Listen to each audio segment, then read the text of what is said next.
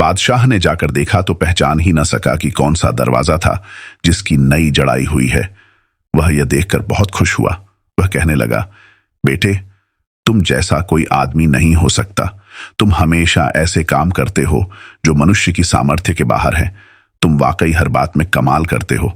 Aladdin ने विनयपूर्वक सिर झुकाकर कहा, यह सब आपकी महत्ता और आपका मुझ पर अनुग्रह है जो यह प्रशंसा कर रहे हैं, वरना मैं तो किसी योग्य भी नहीं हूं।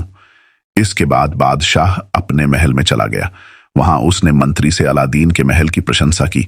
मंत्री ने कहा कि मुझे तो यह सब जादू लगता है। बादशाह ने हंसकर कहा, तुम्हें अब भी अलादीन से इसलिए जलन है कि तुम्हारे बेटे के बजाय उसे दामाद बना लिया। वह कसक तुम्हारे दिल से नहीं गई, इसीलिए तुम अलादीन की प्रशंसा नहीं सुन सकते।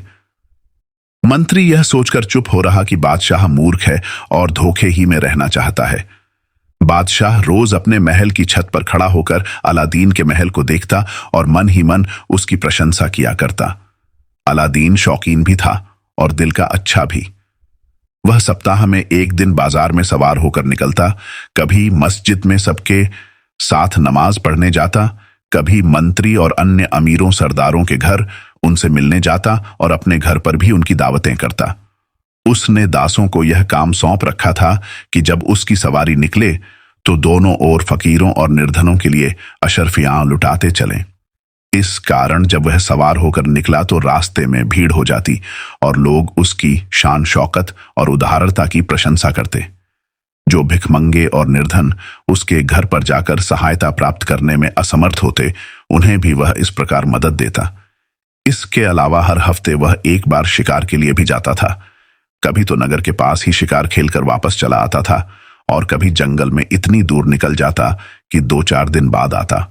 उसने अपनी दानशीलता के कारण नगर में किसी को निर्धन न रहने दिया था। इस उदारता के कारण जनसाधारण उसे बहुत प्यार करने लगे थे, यहां तक कि उसके सिर की कसम खाने वाले पर भी तुरंत विश्वास कर लिया जाता। साथ ही वह बादशाह को भी प्रसन्न रखता था। वह उसे अपने पराक्रम से भी प्रभावित करना चाहता था। उसे जल्दी ही इसका अवसर मिल गया। बादशाह ने यह इरादा किया कि अपने एक पुराने वैरी बादशाह पर हमला करके उसका राज्य ले ले। इसलिए उसने बड़ी फौज जमा की।